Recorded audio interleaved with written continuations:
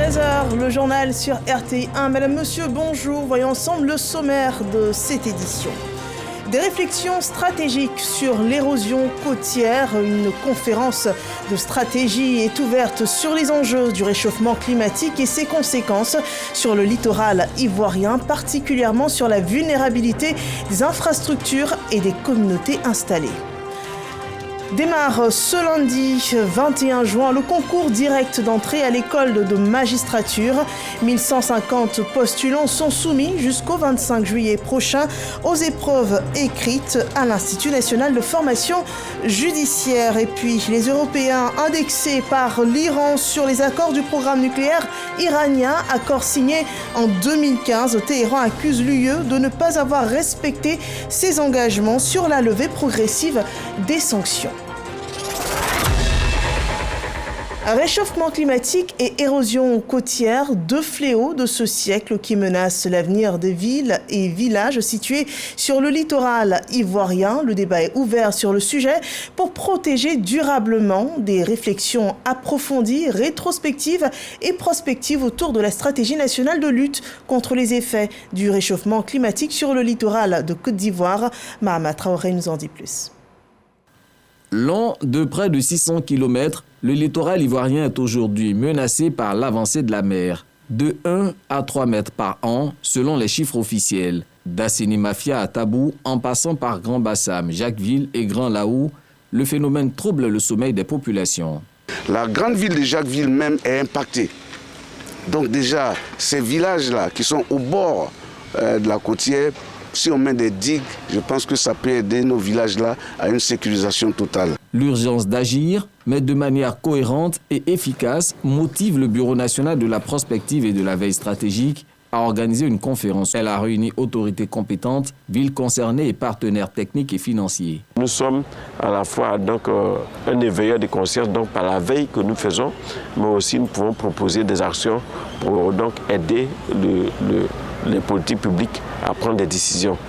Voici l'objet de cette conférence. Le ministère de l'économie, du plan et du développement travaille à intégrer pleinement les enjeux climatiques et environnementaux dans notre stratégie de développement afin de bâtir une Côte d'Ivoire plus résiliente, plus verte et plus inclusive. Oui, la Côte d'Ivoire a la volonté et les moyens de relever ce défi. Cette conférence stratégique découle de la mise en œuvre du mécanisme institutionnel de veille stratégique à travers lequel l'État ivoirien s'est engagé à renforcer ses capacités d'anticipation, de résilience et d'adaptation face aux mutations environnementales. Le secteur judiciaire en Côte d'Ivoire s'inscrit dans la durée avec la formation et le recrutement de nouveaux agents. Ce lundi, l'école de magistrature soumet 1150 postulants à des épreuves écrites. Le dernier virage d'un concours direct en vue du recrutement de magistrats. Ismaël Evrardéo et Joël Mambou. Lundi 21 juillet 2025, début des épreuves écrites du concours d'entrée à l'école de la magistrature, à l'Institut national de formation judiciaire. Ils sont 1150, ces candidats qui frappent aux portes de l'appareil judiciaire. Si dans la cour, l'atmosphère est calme, dans l'une des salles, le jury s'attelle à valider les épreuves. Le top départ est donné par le directeur général de l'Institut. Au menu, l'épreuve de sujet d'ordre général. La magistrature, c'est le cycle supérieur de l'INFEJ. Donc, c'est pas donné à tout le monde. Déjà, nous sommes près de plus de 1000 candidats. Un peu stressant. Mais si la préparation est bonne et qu'on a ajouté la prière, je pense qu'on peut s'en sortir.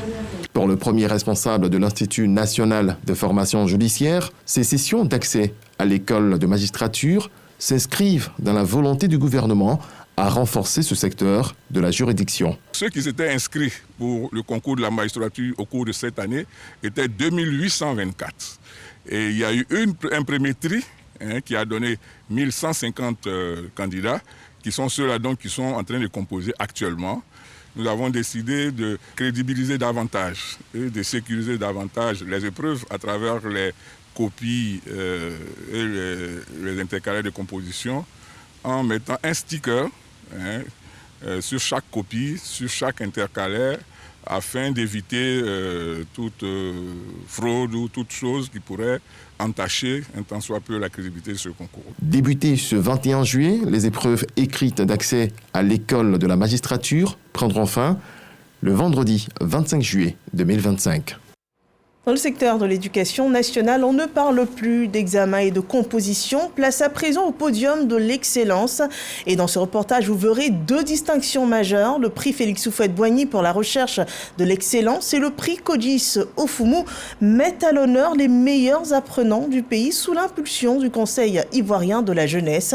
Une centaine d'élèves issus de divers établissements ont reçu manuels scolaires et attestations d'encouragement. Les images sont commentées par Didier Nguessa. Pour la 28e édition du prix Félix Houphouët-Boigny dédié à la recherche de l'excellence en milieu scolaire et du prix Kogis Ofoumou du savoir, 100 élèves reçoivent des distinctions pour leur abnégation au travail, couronnés de bons résultats scolaires. À l'initiative du Conseil ivoirien de la jeunesse, ce prix entend promouvoir l'excellence en milieu scolaire et susciter les élites et leaders de demain. Cette Côte d'Ivoire a besoin des intellectuels. Et c'est ce que nous faisons au niveau du secondaire, permettre à ces élèves-là d'être les talents de demain. Je suis vraiment heureuse d'avoir reçu ce prix et j'aimerais inviter mes camarades aussi à étudier et à avoir confiance en eux. Lauréats de ces différentes catégories de prix, les majeurs de cette 28e édition ont été sélectionnés dans différents établissements sur l'ensemble du territoire. Aujourd'hui récompensés, ces élèves bénéficient de l'encadrement du ministère de tutelle et des partenaires. Nous sommes venus donc appuyer cette structure qui fait donc la promotion de l'excellence en milieu scolaire avec pour appui la Fondation Félix Houphouët-Boigny. Et donc nous sommes heureux d'accompagner cette institution. Ce sont des sentiments de fierté, des sentiments de bonheur, de savoir que le Conseil ivoirien de la jeunesse continue à enseigner la vertu, l'éducation, la formation. Institué en 1997, les prix Félix Houphouët-Boigny pour la recherche de l'excellence en milieu scolaire et Kogis Ofoumou du savoir sont également l'expression de la volonté du Conseil ivoirien de la jeunesse de lutter contre la fraude en milieu scolaire. Ils reçoivent des attestations d'encouragement ainsi que des manuels de formation. Le mérite est partagé entre élèves et acteurs de l'enseignement et on parle cette fois d'excellence académique à plus grande échelle avec les premiers awards du système éducation-formation de Côte d'Ivoire. L'événement distingue les acteurs engagés du district autonome d'Abidjan. Didier Nguessa. Les awards de l'éducation-formation Côte d'Ivoire, une plateforme pour faire la promotion de l'école ivoirienne. Il s'agit de mettre en lumière les acteurs du système éducatif national. C'est l'information majeure de la conférence de presse de l'ONG dénommée Aide à la formation professionnelle et des métiers aux orphelins et enfants démunis. Notre ambition est claire, créer une LUCAN nationale, inclusive, de reconnaissance, d'encouragement et d'émulation positive. Depuis sa création, l'ONG AFP Moed s'est donné pour vocation d'être une main tendue vers les orphelins, les enfants démunis et les jeunes sans repère à travers l'éducation et la formation professionnelle. Cette première édition prévue pour le 26 juillet prochain bénéficie du soutien de l'UNESCO. Notre action s'étend à la reconnaissance et à la mise en lumière de ceux qui, dans l'ombre, bâtissent les espoirs de demain. Cette initiative rend hommage aux enseignants, élèves, encadreurs, fondateurs d'établissements, personnels administratifs, mécènes et entreprises citoyennes.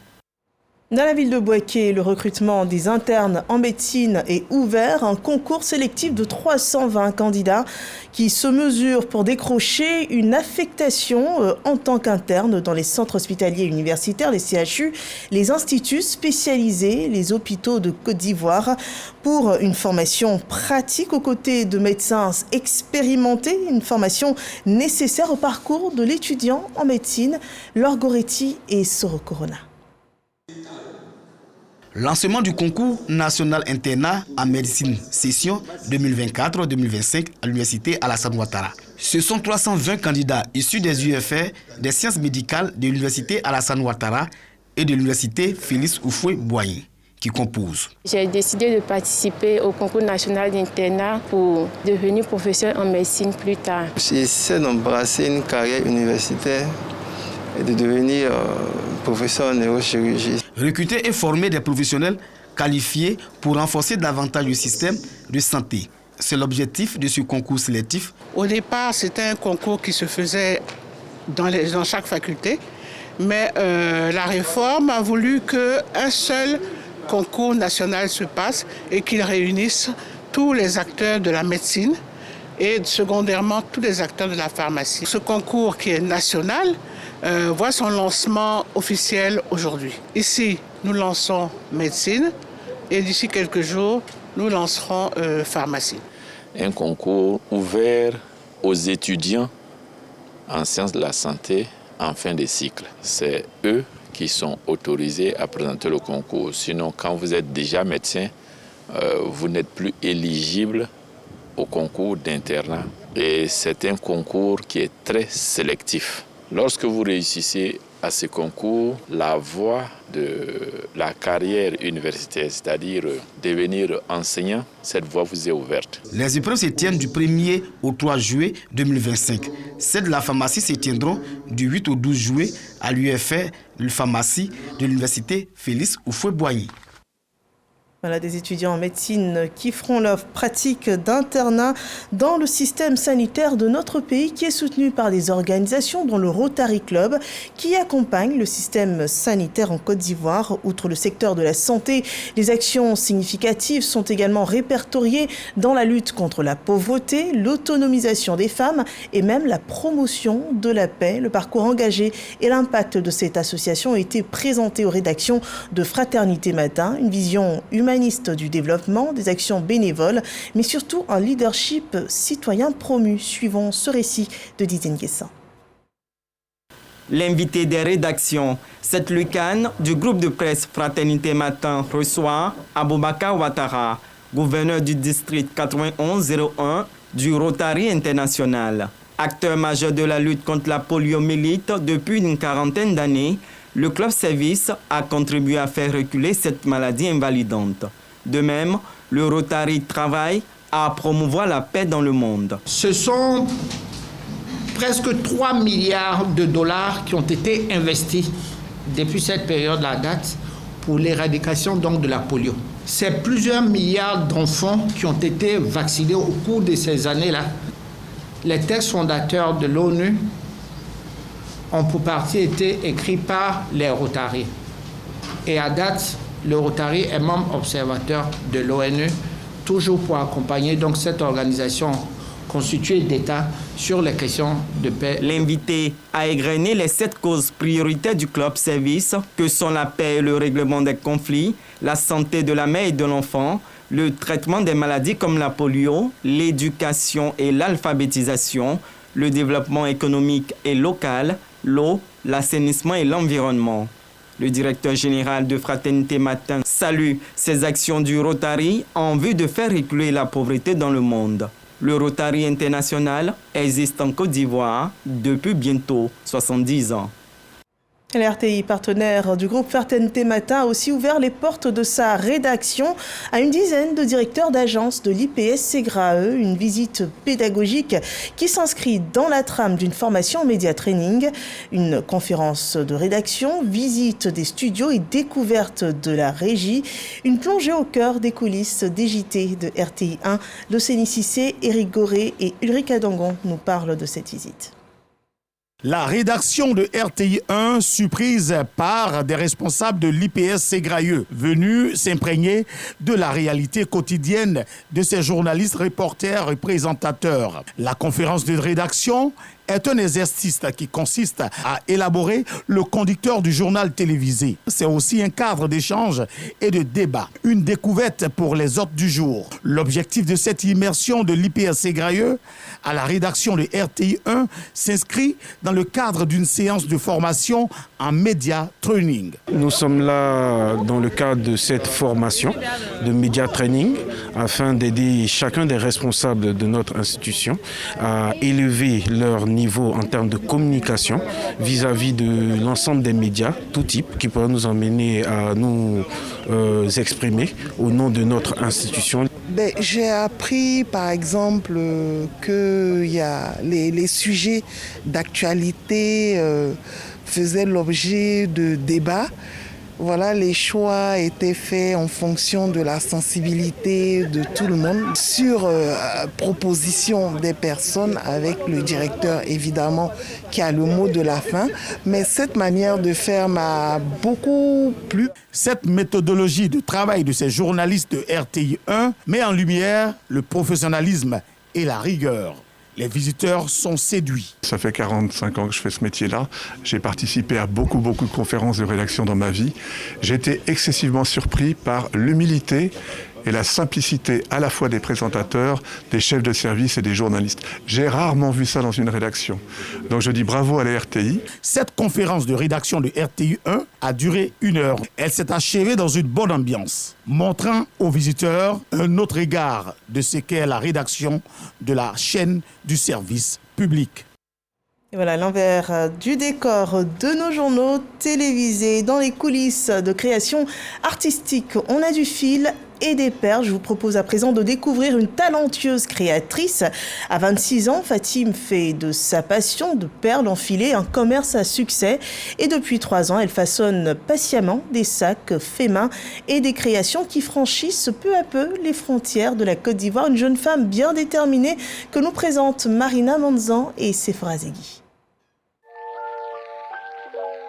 Elle n'a que 26 ans, mais ses doigts racontent déjà des histoires. Des histoires faites de perles, de patience et de passion. Dans ce petit atelier aux 2 plateaux, Fatim donne vie à des sacs entièrement conçus à la main. Chaque jour, elle assemble ses créations, un travail artisanal devenu aujourd'hui bien plus qu'un simple passe-temps. À la base, je suis plutôt habile des mains et c'est un business qui m'a attirée quand je me baladais tranquillement sur Pinterest. Je cherchais une activité créatrice de revenus. Du coup, j'ai pensé aux perles. Quand j'ai vu une image de sac en perles, ça a tout de suite attiré mon attention. Et j'ai commencé à faire des recherches dessus. Donc c'est de là que tout est parti. Je me suis auto-formée grâce à des vidéos, des tutos que j'ai trouvés sur YouTube. Autodidacte, la jeune femme a développé son propre style. À la fois créatrice et entrepreneur, tout passe par elle, la conception et la communication. Depuis son téléphone, elle reçoit des commandes venant de plusieurs pays. Pour traverser la route, venez de l'autre côté de la route, en face de la pharmacie. Il faut savoir que c'est une perfectionniste, une dame qui joue vraiment sur les détails. Elle aime que tout soit fait à la perfection. Souvent, je m'étonne de voir au moins 5-6 commandes le même jour. Et elle arrive à travailler durant toute la nuit pour que ces commandes-là puissent être livrées le lendemain. La durée de fabrication d'un sac de manière générale va prendre entre 1 heure, 5 heures ou 3 jours en fonction du modèle, de la taille du modèle aussi. Il y a des modèles qui sont déjà définis. Donc quand la cliente m'écrit, elle m'envoie un message, elle me dit je veux tel modèle dans telle couleur. Comme je l'ai dit, c'est personnalisé. Du coup, on confectionne selon ce qu'elle veut. Consciente de la valeur de son savoir-faire, elle partage aujourd'hui ses compétences avec d'autres jeunes femmes. Une manière pour elle de transmettre sa vision. Je connais Lulu Création, ça fait 2 ans. Je l'ai connue sur les réseaux sociaux. Moi, j'aime beaucoup les sacs en pelle.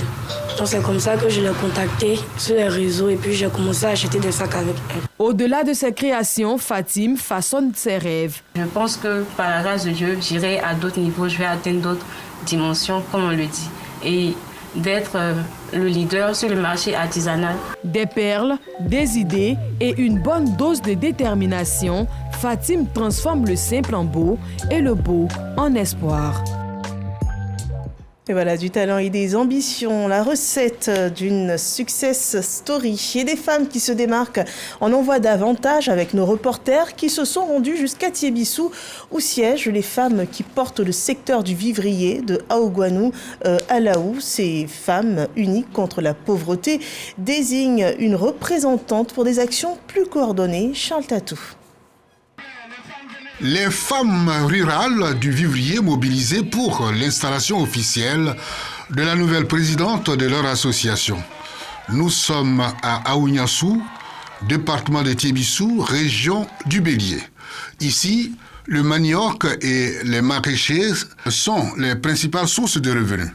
Les femmes de ce village revendiquent 4 hectares de manioc et 2 hectares de maraîchers avec une production remarquable leur permettant d'avoir une autonomie financière. Nous avons des champs de manioc que nous transformons en placali à Tiéké. Donc nous sollicitons aussi les autorités qui viennent nous aider afin que nos placali soient bien payés. Plusieurs élus et cadres de Thiébissou ont effectué le déplacement pour témoigner leur soutien. Nous sommes venus pour les soutenir, pour les aider afin de pouvoir réussir leur pari. Les femmes sont des grandes gestionnaires et elles ont droit à s'épanouir, elles ont droit également à la prospérité, à la richesse. C'est pour ça que l'État de Côte d'Ivoire ne cesse de les appuyer. Et à ce sujet d'ailleurs, Madame la Première Dame, Madame Dominique Ouattara, a mis en place un fonds d'appui pour toutes les femmes. Une cérémonie marquée également par une remise de cadeaux aux membres de l'Association des femmes du Vivrier. Un moment de convivialité et de reconnaissance pour leur travail et leur dévouement. Et d'Aougnassou à Laou, dans le Vébaoulé, nous nous rendons à présent dans la ville de Daloa pour des femmes qui mettent en avant leur savoir-faire dans le cadre d'une journée dédiée à la femme rurale à Pribouo, un dynamisme qu'on retrouve chez la femme de la tribu de Logbalo, activité que rapporte Davis Soyo. Au lever du soleil, les femmes de Bribouo, village du département de Daloa, sont déjà à la tâche. La majorité exerce des activités génératrices de revenus pour subvenir aux besoins de la famille. Pour les encourager et leur permettre de bénéficier de projets financés par l'État, la Fédération des femmes dynamiques de Logbalo Nouveau les encadre. Ce jour, ces femmes, suivies par la fédération et issues de la tribu Logbalo, investissent la place publique du village pour célébrer la première édition de la femme rurale. Une telle fête, nous voulons mettre en relief la femme du Logbalo Nouveau. Et par la même occasion, commencer à l'aider à amorcer la voie de l'autonomisation. Kadidia Koulibaly, marraine de la cérémonie, instruit ses sœurs sur l'importance pour la femme d'être autonome. La première dame Dominique Ouattara œuvre pour le bien-être des femmes et des enfants. Le fonds d'appui aux femmes de Côte d'Ivoire, FAFSI, a permis à plus de 3000 femmes d'accéder à des finances auto-réduites. Chers sœurs du Logbalo, lorsque vous êtes formés et soutenus, c'est toute la communauté qui en bénéficie. La marraine offre également plusieurs cadeaux essentiellement composés de pagnes aux femmes avant d'être faites filles de la tribu Logbalo. Désormais, Kadidia Koulibaly répond au nom de Aïbé. Conférences publiques sur la gestion des revenus et l'investissement, rencontres sportives constituent également l'un des temps forts de la première édition de la célébration de la femme rurale dans la localité de Bribouo. Une autre festivité, une note religieuse dans ce journal qui rapporte la fin d'un cycle spirituel pour l'Église catholique, la clôture de l'année pastorale 2024-2025 célébrée ce dimanche par les fidèles de la paroisse Notre-Dame du Perpétuel Secours. Des fidèles qui ont été investis d'une mission pastorale, celle de l'évangélisation. Eugène Atoubé raconte ces moments de foi.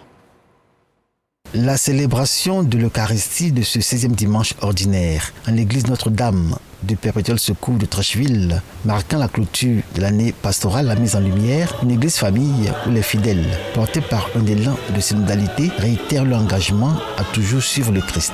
Des fidèles de toutes conditions disposés à être des missionnaires à travers la propagation de l'Évangile.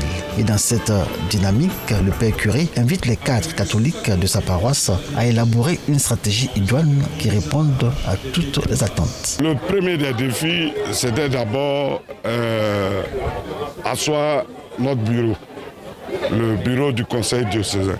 Le deuxième défi, c'est aller un peu partout sur le diocèse pour pouvoir porter la nouvelle de l'existence du conseil diocésain d'Abidjan et œuvrer à ce que sur chacune des paroisses du diocèse, il puisse avoir de nouvelles sections. Et on exhorte toute la communauté paroissiale de se joindre à nous pour célébrer le Seigneur et pour rendre gloire à Dieu. Les cadres catholiques ont une haute idée de leur rôle et mission en même temps qu'ils mesurent tout le poids de la responsabilité que leur donne leur paroisse. Si le Père curé leur accorde toute sa confiance, il a insisté sur ce que recouvre la notion de cadre dans le contexte d'une église famille engagée dans la synodalité pour son illustration et son développement. Ce sont les cadres, les leaders, dira le curé, et de ce point de vue, les artisans du règne de Dieu. À un plus haut titre, les cadres catholiques et professionnels catholiques de notre diocèse ont un rôle éminent, à savoir manifester non seulement le leadership de notre Église catholique, mais surtout et avant tout le leadership de l'évangile de Jésus-Christ. Pour la nouvelle année pastorale, comme lors de celle qui vient de s'achever, les cadres catholiques marquent une constante, l'acceptation du Christ et la collaboration à son œuvre de salut. Quoique les défis pour cette nouvelle année pastorale qui commence restent encore nombreux. Les couleurs de la Côte d'Ivoire hissées au cœur de la France à l'occasion des fêtes consulaires de Lyon. Dans les rues de la ville, le pays a présenté son patrimoine culturel, sa richesse humaine, mais aussi sa volonté de faire rayonner l'identité ivoirienne à l'international. Franck Quadio. Le drapeau ivoirien de sortie pour ses 22e fêtes consulaires dans la ville de Lyon en France. C'est une coutume une fois l'an, place Bellecour, où plusieurs représentations consulaires du monde présentent les richesses de leur culture et tradition. Ce rendez-vous annuel est bien plus qu'une tradition. C'est un symbole vivant, dialogue entre les nations. Depuis plusieurs années, les thématiques choisies donnent à cet événement une profondeur nouvelle. Après la culture en 2022, les jeux et les sports dans le monde en 2023, l'artisanat et les savoir-faire de notre territoire en 2024, nous voici cette année autour d'un thème à la fois essentiel et fédérateur, les trésors de nos patrimoines naturels et architectural. Pour l'édition 2025, la Côte d'Ivoire, comme lors des éditions précédentes, est bien présente. Café du terroir, jeux patrimoniaux, pain tissé, toute une offre pour le visiteur dans le stand ivoirien, comme le relève le consul de la Côte d'Ivoire à Lyon, Ezoa Calambert, d'ailleurs doyen du corps consulaire. Notons que les fêtes consulaires à Lyon sont un creuset culturel et diplomatique dédié au patrimoine naturel, mais aussi architectural de 49 pays cette année. L'information internationale, partons au Burkina Faso, où des commerçants disparus ont réapparu dans une vidéo et en tenue militaire. Ils présentent leurs excuses au gouvernement burkinabé. Des commerçants qui avaient été, il y a quelques jours, enlevés après avoir vivement critiqué une opération du ministère du Commerce contre la hausse des prix des motos. Face aux caméras, ils avaient dénoncé l'inaction des ministres du Commerce et des Transports allant jusqu'à demander leur démission sous les acclamations d'une foule au cours donc de ces vidéos enregistrées.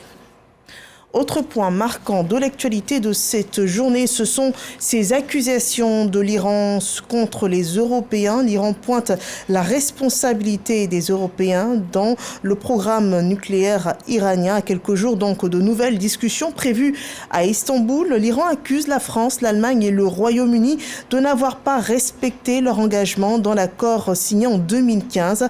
Selon le ministère iranien des Affaires étrangères, les Européens sont fautifs et négligents dans la mise en œuvre du texte signé avec les grandes puissances pour limiter le programme nucléaire en échange d'un allègement des sanctions. Et voilà, c'est le terme de ce journal. Merci de nous avoir suivis. Bon début de semaine sur RTI 1. Je vous retrouve demain pour une autre information à 13h. La suite de l'actualité à 20h avec Marie-Laure Goran.